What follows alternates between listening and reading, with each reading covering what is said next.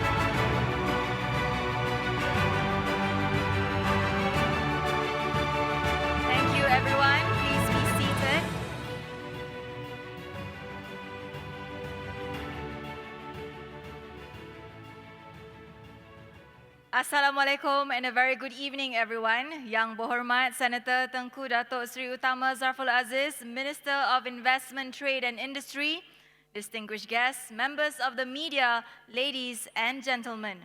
We are nearing the end of the Youth Economic Forum 2024 powered by YTL Power. I hope all of you have had an insightful session so far and is amped up for our next session. We are honored to have with us today Yang Berhormat Senator Tengku Datuk Seri Utama Zafrul Aziz, Minister of Investment, Trade and Industry, who will deliver the closing keynote address entitled Embracing the New Economy, a Blueprint for Malaysia's Second Economic Takeoff. Let's not waste any more time. Let's invite him to the stage with a big round of applause.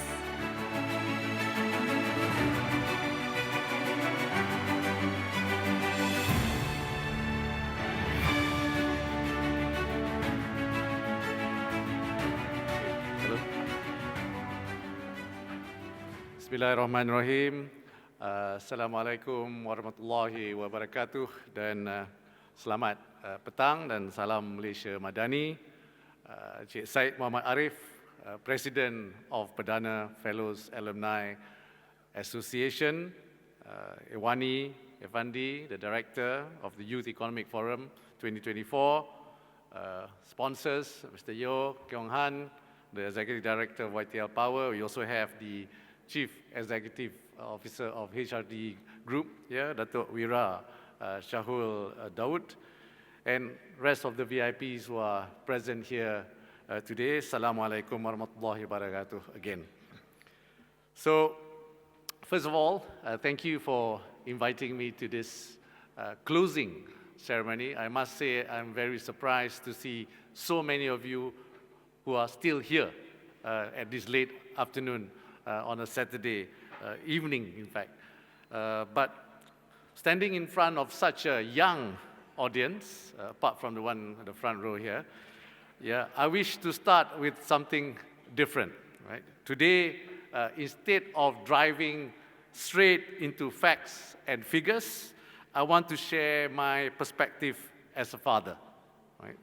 So, as a man with hopes for the future of my children, and the challenges they will face. In fact, I have a daughter. She's now, the eldest one is a daughter. She's 20 years old. Yes, well, I got married at 15.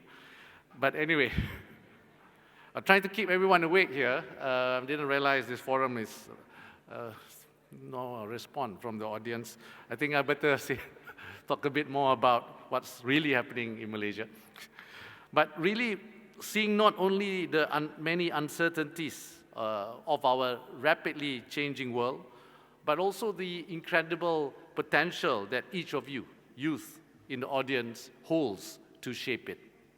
So like many of you, my children are growing up in a time when the world sits in the palm of their hands. Right? Every day, I am reminded of their enthusiasm for learning, how they eagerly scroll through videos or science experiments, or when they share their finds on educational apps. So as a father, just like your parents, I want the best for my children. But as a father, I also worry, right? Reality often paints a very different picture to the hopes and aspirations of those living in it. So we have all seen news about climate change, political unrest, and economic uncertainty. So I wonder sometimes whether, will my children have opportunities in the future? Will they have a place in a rapidly changing global landscape? So is there a growing disconnect between our dreams, our hopes, our aspirations against the realities of the world that we live in today? So this sense of uncertainty is not unique for me or to your parents. You yourself surely must have felt the same sense of uncertainty. So you work hard through school, through universities, you graduated with honors and landed your first job in a promising company or a tech hub, or perhaps an established company. But in an uncertain world, it is only normal that you wonder, where do you fit into all this, right? But here's the good news. You, the youth, are exactly what Malaysia needs to navigate and thrive in these challenging times and changing times as well. And if you don't just fit in the future, you have the power to shape the future. So I would like to briefly touch on this year's theme of the YEF, which is the second economic takeoff, Malaysia's path to the new economy. So I'm glad, I was telling the organizers, I'm glad that the conference agenda touched on topics such as transitioning towards the green economy, the digital economy, AI, and then creating a robust talent ecosystem as well. So this also reflects the current themes that our team in MITI are seriously working on. I'm glad that you also focus on both the National Energy Transition Roadmap as well as the National Industrial Master Plan, because together with other ministries, it's really a whole-of-nation approach, apart from a whole-of-government approach, where we will work closely with the industry, the civil society, and even investors. So we recognize that the world is changing, and the world is changing at a great speed. And at the same time, the world is also becoming multipolar, right? It is not just artificial intelligence, the push for sustainable resolutions, redesigned supply chains, and industrial transformation that are reshaping the global economy. So in many cases, global geopolitics is the overlay across all these shifts. So these shifts may feel daunting, but they also represent unprecedented opportunities for you, the next generation. So today, allow me to talk of 3 key points and how all of this will potentially impact decisions made by today's youth, so all of you who are sitting here today, towards your professional future. First, on how the global tech war and geopolitics are presenting specific tech opportunities for Malaysia. Second, on how Malaysia can deftly use its middle power position, that we can call it industrial diplomacy, right, to play a more prominent role in ensuring supply chain security for specific products and industries globally. And third, why our industrial reforms are the way to go in ensuring the first 2 points while engineering Malaysia's second economic takeoff and inclusive growth. So on the first point, let me begin a bit and share with you a bit of history. I'm sure all of you are aware that post-COVID-19, challenges such as geopolitical, especially global geopolitical rivalry, there's accelerating digitalization and climate change have made the global economy more complex, right? We can see the escalating US-China tensions. These have caused competing supply chains to be established as both countries' efforts to decouple from each other's economies reshape the dynamics of both international trade and investments. So for Malaysia, we are trying to navigate this turbulent terrain. Understanding the global tech ecosystem has been crucial in positioning Malaysia as a preferred investment destination particularly for semiconductors. So consequently, investors are diversifying across regions and sectors as security concerns and over-reliance have led both economies and their regional partners to invest more in separate rival tech supply chains. So in terms of reaping such opportunities for Malaysia, our Prime Minister recently launched the National Semiconductor Strategy that was in May this year. And this is actually a sub-policy of the new Industrial Master Plan. And this strategy, the National Semiconductor Strategy, looks to attract 500 billion ringgit of investments and produce 60,000 engineers within the next 5 to 7 years. So for you sitting here, be aware that this is where the job opportunities are in the immediate and the medium-term future. So that brings me to my second point, which is on how Malaysia, as a middle power, can play its role in global supply chain security. So the US-China standoff presents opportunities for Malaysia, particularly via our E&E and renewable energy sectors. And at the heart of today's tech Cold War lies a battle over the semiconductor supply chain. And Malaysia's 50-year-old semiconductor sector places us in an excellent position to reap such opportunities. So I've already mentioned just now the National Semiconductor Strategy, which aims to move our semiconductor producers up the global value chain for us to export more high-value products. So on that score, we have already welcomed global investors. I think you heard many of those that we have announced. We have Infineon, we have Texas Instruments, who have increased their investments in Malaysia. This is also due to our agile tech supply chains. Further, our technology continues to evolve. Investors are also considering the transformative potential of emerging technologies, for example, generative AI.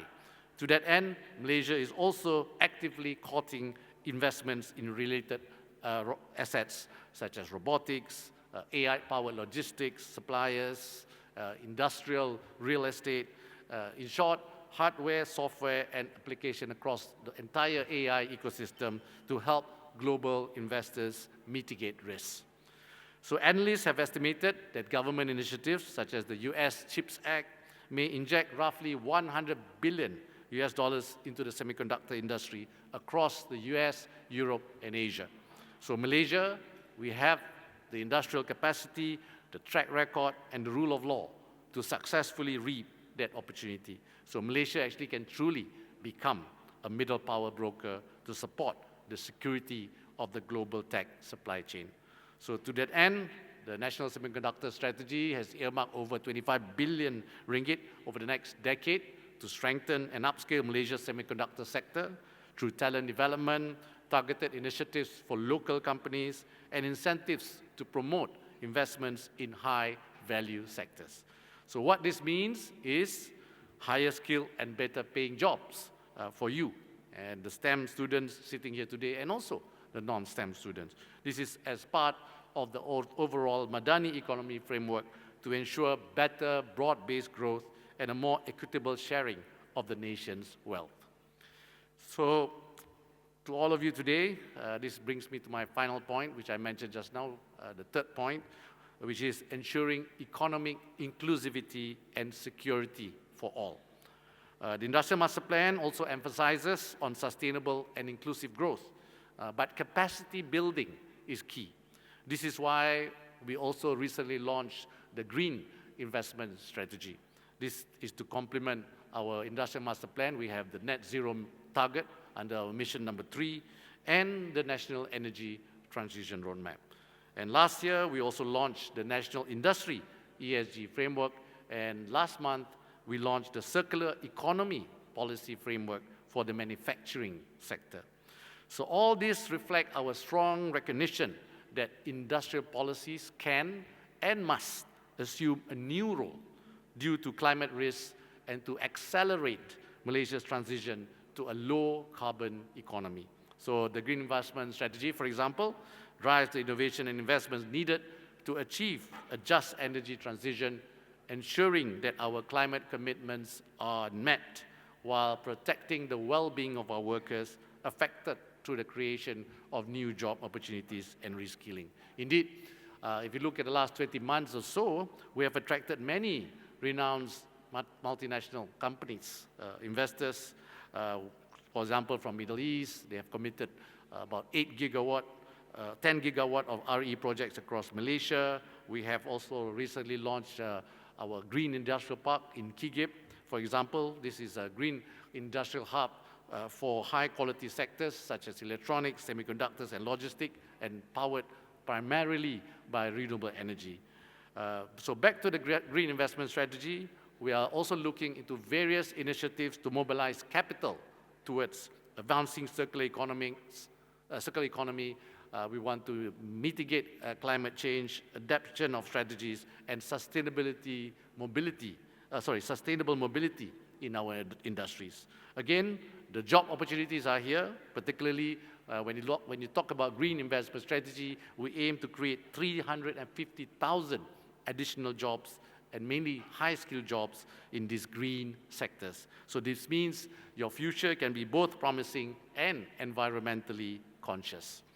So ladies and gentlemen, just to remind all of you, next year we will be the chairman of ASEAN, a role that offers an exciting vision of shared growth and unity.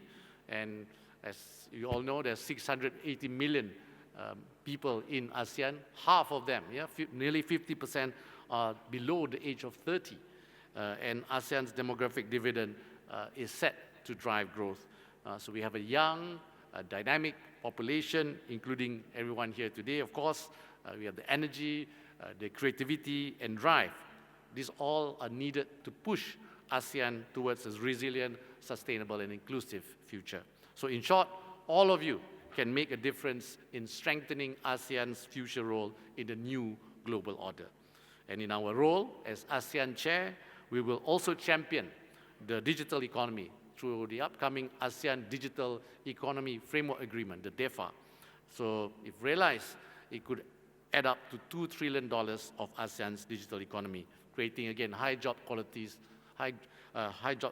jobs for ASEAN's youth, especially in future-proof industries like generative AI, data centers, and cybersecurity. So closer to home, I've mentioned a few touch points that show our industrial reform. I mentioned the Industrial Master Plan.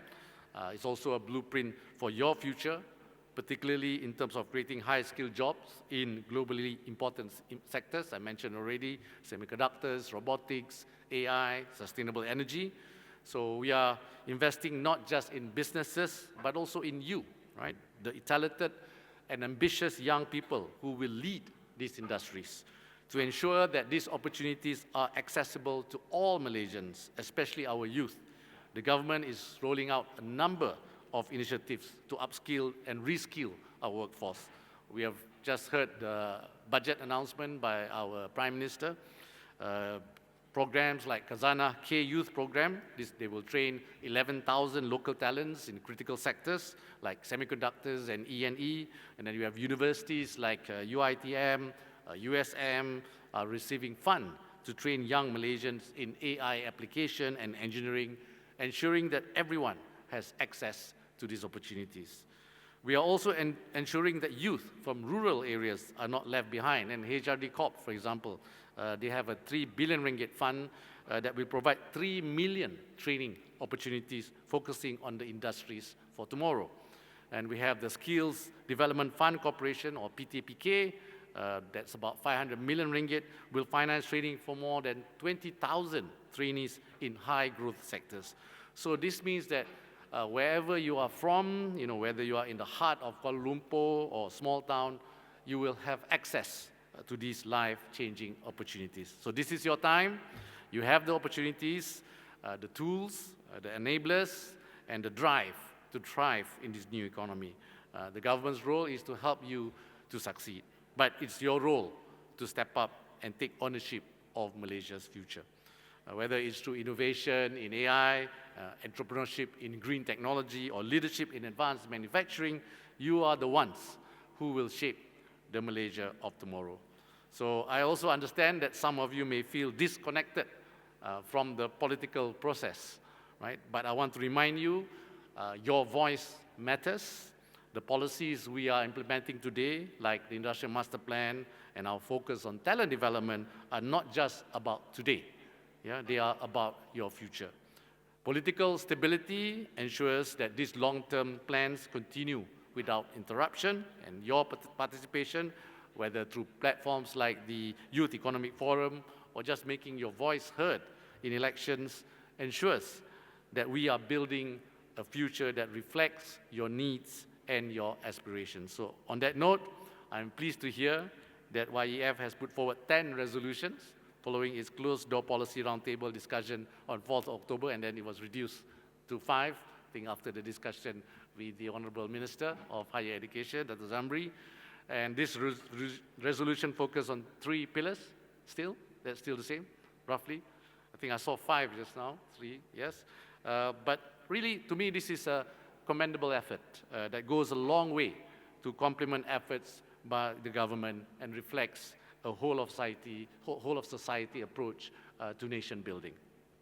So in closing, I want to remind you that the new economy we are building is not just for you, it's with you, right? We are laying the foundation for an economy that is resilient, economy that's competitive, economy that's inclusive and driven by technology, sustainability, and innovation. So this is your opportunity to shape the Malaysia of tomorrow. As the saying goes, nothing worth having comes easy. So the journey ahead will not be without its challenges, but it is in overcoming these obstacles that we will achieve something truly great.